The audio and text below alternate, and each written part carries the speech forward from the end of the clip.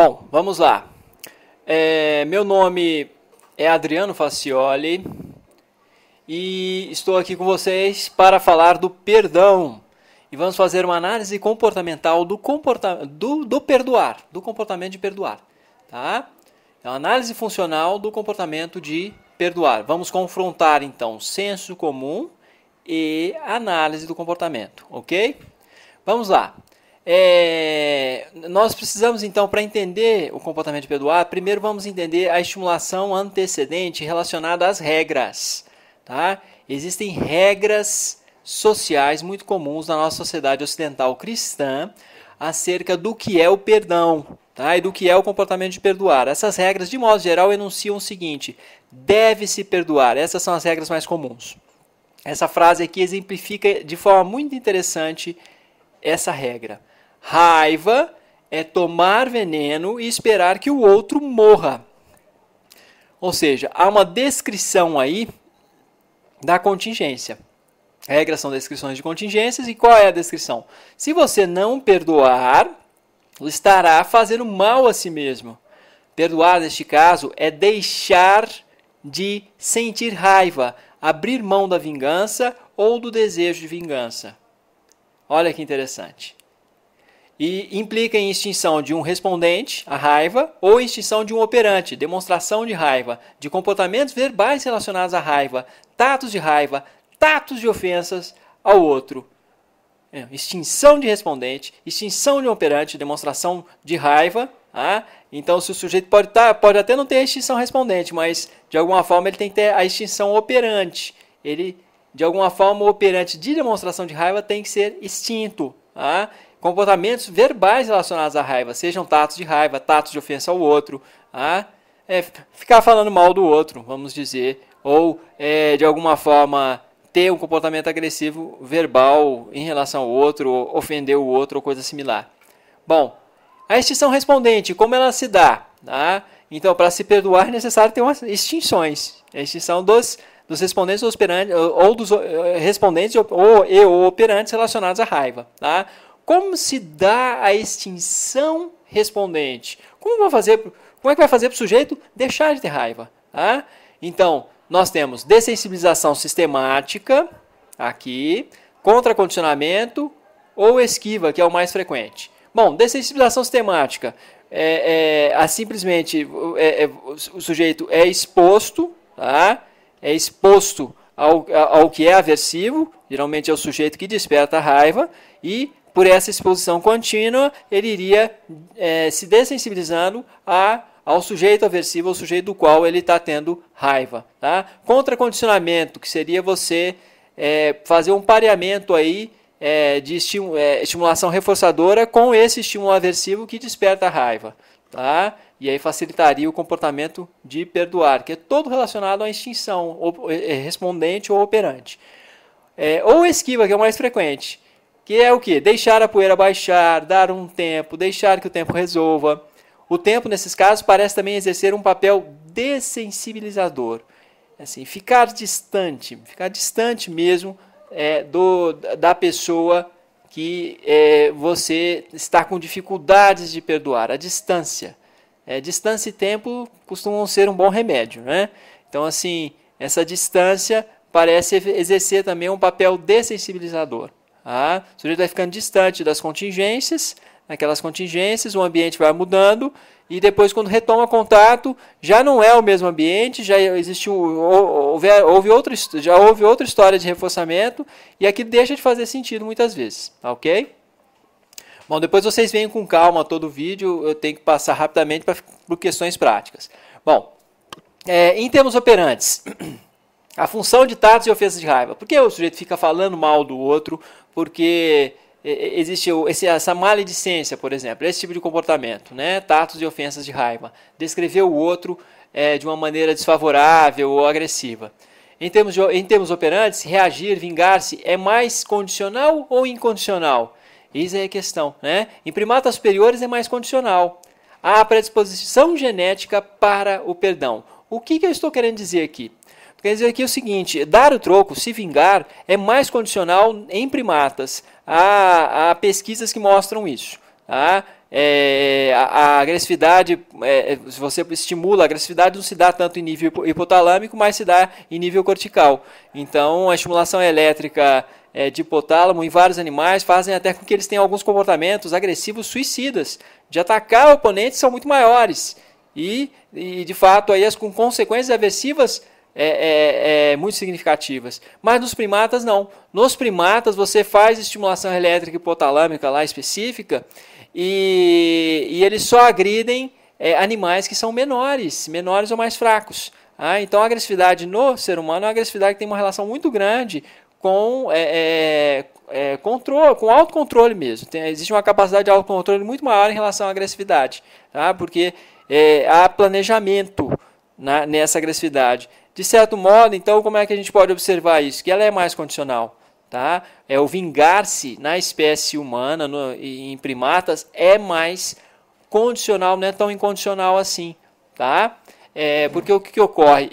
Vingar-se, dar o troco, é um mecanismo de defesa do sujeito. Um animal que não dá o troco, um animal que não reage, não reage a uma agressividade de outro animal, ele morre simplesmente. Então, é uma autodefesa. A vingança, de certo modo, é uma autodefesa, mas na nossa espécie é muito mais condicional. Ela é muito mais passível de ser modelada. Tá?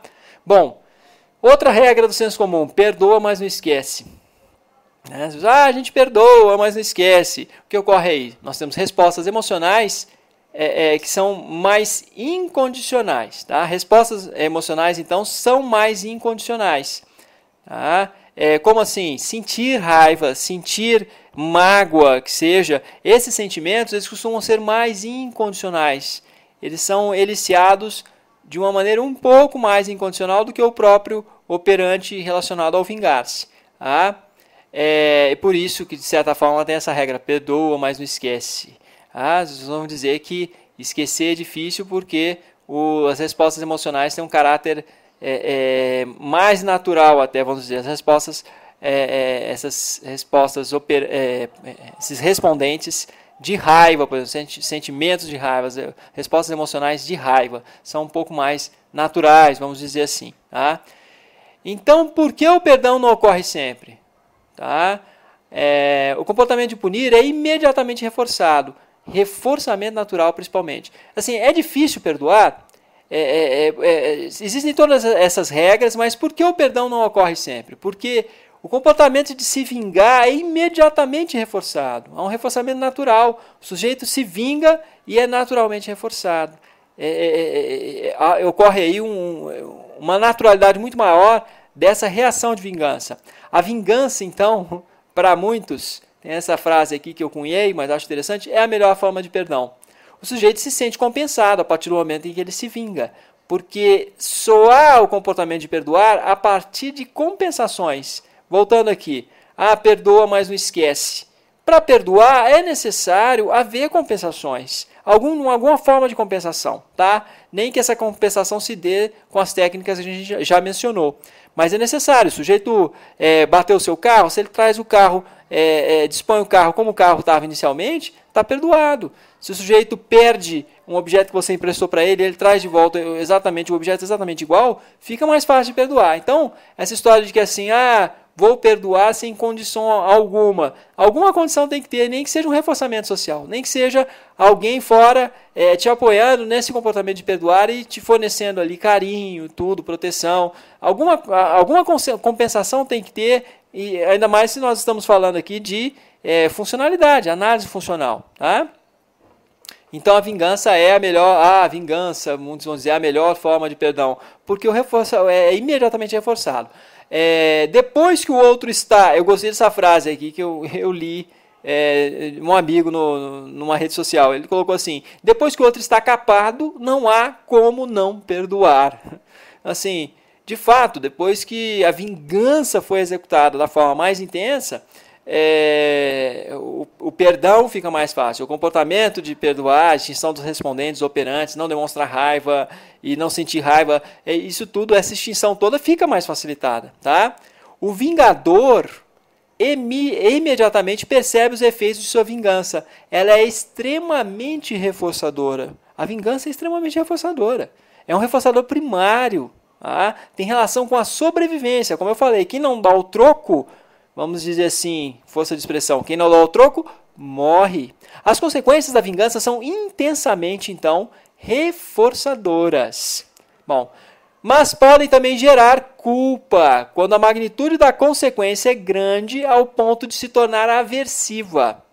A outra pessoa ferida pode funcionar como uma estimulação discriminativa para a perda de reforçadores, eliciando respostas emocionais de tristeza, ansiedade, as quais podem evocar operantes na tentativa de reparação. Pedir desculpa, seja como comportamento verbal ou com ações que visam a manutenção dos reforçadores envolvidos no relacionamento. Então a vingança também pode gerar muita culpa. A vingança é uma tentativa de compensação muito destrutiva e muito arriscada. Tá? Ela pode envolver também a perda de reforçadores na relação com o outro. Tá? Evocar aqui esses respondentes de ansiedade, tristeza, como eu disse. E aí assim, e depois podem evocar também, a vingança pode evocar também operantes na tentativa de reparação. Você machucou o outro por meio da sua vingança, você causou um dano muito grande e você passa então aí a ter comportamentos na tentativa de reparação, pedindo desculpas, seja como comportamento verbal ou com ações que visam a manutenção dos reforçadores envolvidos no relacionamento. Então ocorre às vezes a vingança, mas ela pode sinalizar a perda de reforçadores, o outro se machucar muito seriamente e o outro como fonte de reforçadores aí também está sendo eliminado do seu relacionamento. Tá? Condição para o perdão, compensação, como eu coloquei. Alguém pega um carro emprestado e esse é roubado. Quando coloca um outro igual de volta, está perdoado. Retirada de reforçador gera raiva. Retirada de reforçador gera raiva. Tá? Retomada de reforçador, alívio e perdão. Retomada de reforçador, então, tem a ver com perdoar. Retomou o reforçador? Perdoa. Tá? Basta então a regra, você deve perdoar, devo perdoar? Basta isso. Segmento da regra pode gerar insensibilidade às contingências, essa que é a questão. Vamos dar um exemplo. O caso, por exemplo, de pessoas que dizem ter perdoado e depois sempre jogam na cara. Tá? Há uma insensibilidade às contingências. Possíveis efeitos dessa insensibilidade: agressões veladas, indiretas e constantes. A pessoa diz, perdoei, mas não houve extinção respondente. Tá? E houve somente a extinção de alguns operantes que demonstram raiva. Tá? Então aí passa a ter o quê? Agressões veladas, indiretas e constantes. Então basta a regra, ela pode estar simplesmente demonstrando que perdoou, demonstrando que não sente mais raiva, porque ela é reforçada socialmente em função disso. A nossa sociedade reforça o comportamento de perdoar. Ela pode estar respondendo simplesmente a esse tipo de consequência social e não necessariamente na relação com o sujeito do qual ela está com raiva, por exemplo. Psicanálise. Para a psicanálise, é interessante a gente fazer uma leitura aqui comportamental, até mesmo de alguns achados psicanalíticos. O recalque da raiva. O que seria o recalque? O sujeito simplesmente, de alguma forma, não se reconhece na sua própria raiva. Para um discurso aí psicanalítico. Ele não se reconhece na raiva e há um reforçado negativamente em função disso. Então, há uma retirada de consequências aversivas, no caso do recalque, e o sujeito fica evitando o tempo todo esquiva e fuga dessas consequências aversivas. Então, o que tem aí? A ausência de tatos para a raiva, autoconhecimento prejudicado. Então, se o sujeito, para a psicanálise, não se reconhece no que ele sente, no que ele faz, você tem uma ausência de comportamentos de autodescrição do sujeito em relação à sua própria raiva. Alguém que, nesse caso, jamais vai falar, eu estou com raiva ou algo similar. E aí nós temos o que? O autoconhecimento prejudicado. Esse sujeito não discrimina seus estados privados de raiva e seus comportamentos de agressão velada. Ele não discrimina seus estados privados de raiva, também seus sentimentos aí de raiva, e também, também não reconhece os seus comportamentos de agressão velada e indireta. Ele não é capaz de discriminar de que ele está agredindo veladamente ou indiretamente. Tá? Não se reconhece nisso, não discrimina. Como descrever os seus próprios eventos privados, raiva, se a sua existência é punida? Tá? Como? Como que o sujeito vai descrever, então, se a própria existência desses eventos privados, de raiva, desses sentimentos, se a própria existência deles, ou demonstração, é punida? Então fica difícil do próprio sujeito ter autoconhecimento em relação à sua própria raiva. Regra: sentir raiva, guardar rancor, é feio. Resultado, a raiva passa a ser vivenciada de modo indiscriminado, difuso, menor autocontrole e menor possibilidade de prevenção. Diz que perdoou é reforçado por quem emite a regra, dizer que perdoou. Então, eu perdoei e tal. Esse comportamento verbal de dizer que perdoou é reforçado por quem está emitindo a regra, mas não necessariamente dessensibiliza, não produz necessariamente a extinção da raiva. Tá? Dizer que perdoou não quer dizer necessariamente que que não está mais sentindo raiva. Tá? Esse enunciado de senso comum, a gente perdoa, mas não esquece, até traduz um pouco isso. Dizer que perdoou é reforçado positivo ou negativamente por quem emite a regra. Tá? Positivamente se, de fato, quem está emitindo a regra apresenta uma condição, uma consequência reforçadora, uma consequência que geralmente é aprazível para o sujeito. E quando é retirada, uma consequência aversiva. Tá? Possíveis reforços positivos. Aprovação e companhia de quem emite a regra. Olha os possíveis reforços positivos. Se você disser que perdoou e tentar demonstrar que perdoou e tudo, ou demonstrar esse comportamento, o comportamento manifesto de perdoei e tal, se no discurso estiver presente, você vai ter aprovação muitas vezes e companhia de quem emite a regra. Aprovação, companhia, apoio. Possíveis reforços negativos, retirada de desaprovação, de isolamento social. Então, as pessoas que não perdoam, muitas vezes são desaprovadas e sofrem um certo punições e algum isolamento social. Dizendo que perdoaram, elas costumam, então, não ter mais essa desaprovação ou esse isolamento social. E aí, esse comportamento de perdoar é reforçado negativamente. A importância de quem emite a regra, a relevância de ser uma pessoa importante para o sujeito. Então, assim, organizadora de contingências ou cuja presença e aprovação sejam reforçadoras. Então, assim, quem está emitindo a regra? Quem está dizendo que deve perdoar? Tem que ser alguém importante para o sujeito. Alguém que organize as contingências desse sujeito, de alguma maneira, ou da interação desse sujeito, ou cuja presença e aprovação sejam reforçadoras. No caso da regra cristã, no caso da regra cristã, não perdoar pode funcionar como estímulo pré-aversivo. Sinaliza consequências aversivas, castigos divinos. Por exemplo, regra: quem não perdoa perde pontos com Deus. Esta regra, porém, deve ser sustentada pelas contingências. Quem impune é o próprio grupo que emite a regra. Passa a haver perda de reforçadores sociais ou mesmo punição social. Isso é muito interessante para entender também o comportamento de reforçamento social e práticas culturais relacionadas a práticas religiosas. Tá? A questão do reforçamento social. Vamos lá. Por que algumas pessoas não perdoam? Porque a vingança é intensamente reforçadora. É importante realizar a análise funcional molar do comportamento de hostilizar, a qual também inclui a contemplação da história do sujeito, da história de reforçamento, tá? E das contingências culturais. Exemplo, o caso de homens traídos em uma sociedade tradicional e machista. Em muitos casos você não tem o perdão e a vingança ela é reforçada socialmente. Não é somente intensamente reforçadora para o próprio sujeito, mas é reforçada socialmente. Tá? Então, a sociedade, veladamente que seja, às vezes bate palmas para o homem que foi lá, num contexto tradicional, foi lá e se vingou quando traído, tá? E que não perdoou. Vantagens da vingança. Olha só, quem se vinga é respeitado e admirado por seus pares em seu meio social. A vingança é reforçada positivamente. Quando isso ocorre, você vai ter, de fato, muito mais frequência do comportamento de vingança, de se vingar.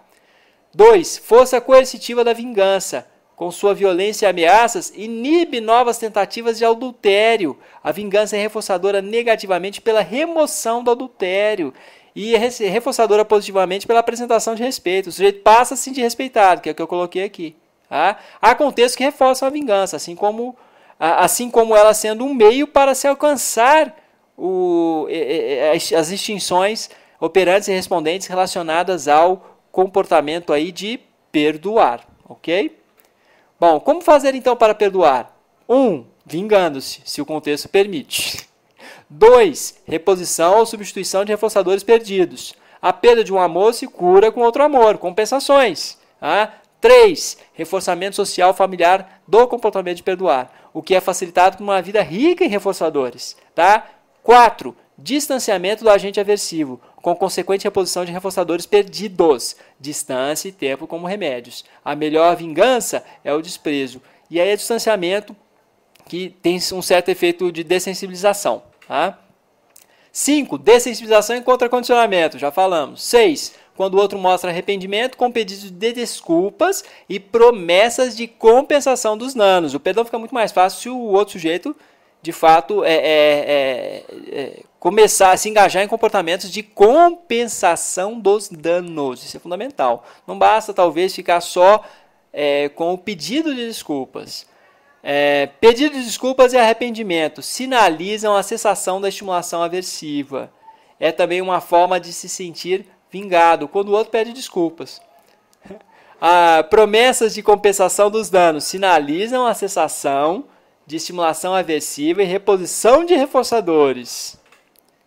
Bom, referências. É um texto que já se encontrava no meu blog há algum tempo, sobre perdão.